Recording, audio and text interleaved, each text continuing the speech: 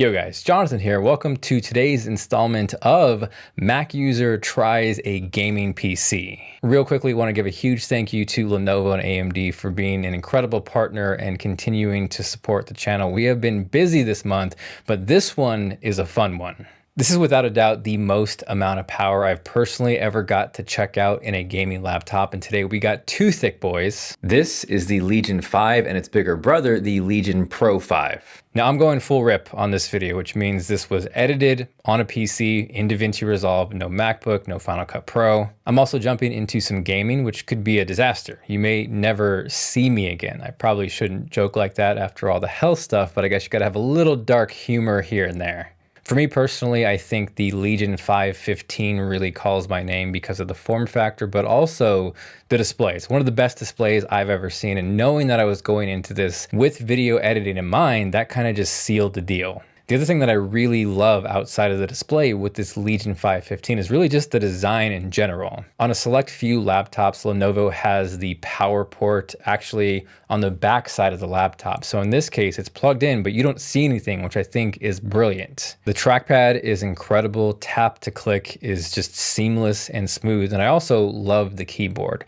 From there, you're getting smaller things like the ability to manually shut off and turn off the webcam, just like you usually do with Lenovo laptops, but in this case, it's really just geared for gaming and tons of power. Before I dive a little deeper though, I want to quickly cover what both of these are packing because they're both tremendously powerful in their own ways. Inside the Legion 5 is an AMD Ryzen AI 7350, 8 cores, 16 threads, also paired with an NVIDIA RTX 5070. Parallel to that, there is also 32 gigabytes of RAM and a 1 terabyte SSD. With the Legion Pro 5, it does feature a bigger display, although not quite as bright. Chip-wise, this is an AMD Ryzen 9 8945HX, which has 16 cores and a massive 32 threads. So if you really need tons of CPU power, this is the way to go. This also features an NVIDIA RTX 5070, 32 gigabytes of RAM, and 2 terabytes of extremely fast solid-state storage. So because Davinci Resolve does take advantage of the GPU and that 5070, I think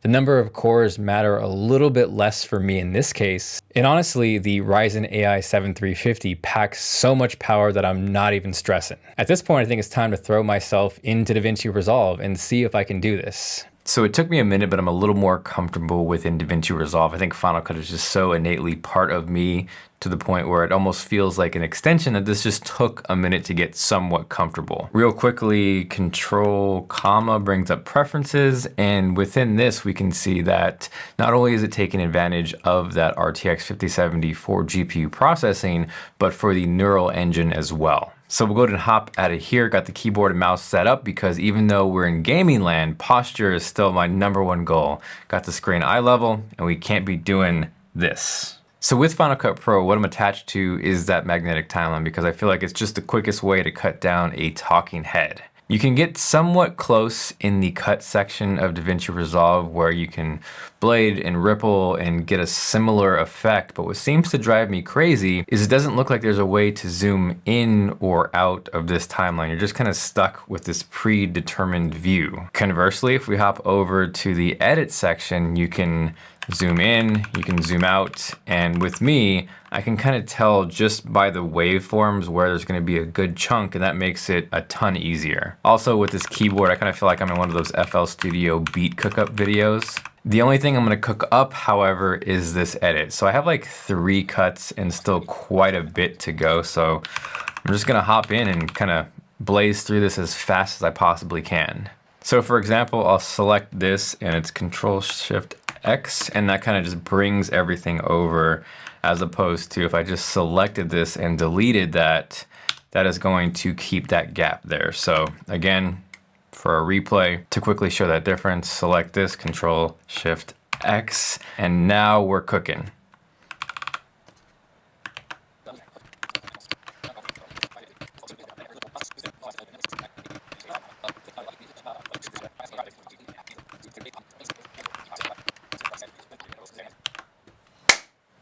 Done. Yeah, dude, we're just flying through the timeline. Scrubbing is instant, no hiccups. We're gonna go from timeline to full screen, back, jumping around like a mad lad. Video editing with this is killer. Getting that heart rate up.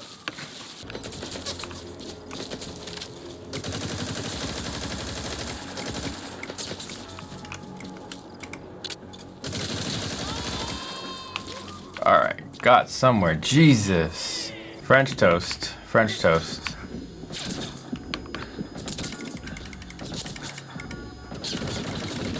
Nope, goodbye. Say goodbye.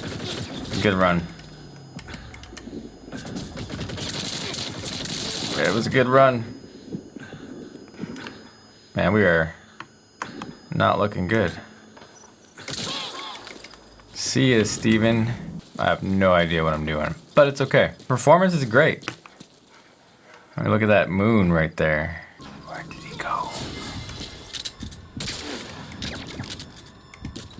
Dang, he's going to sleep. Oh, yeah, he's taking a nap. See you, dude. Later.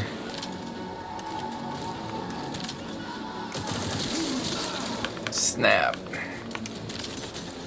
Where is he?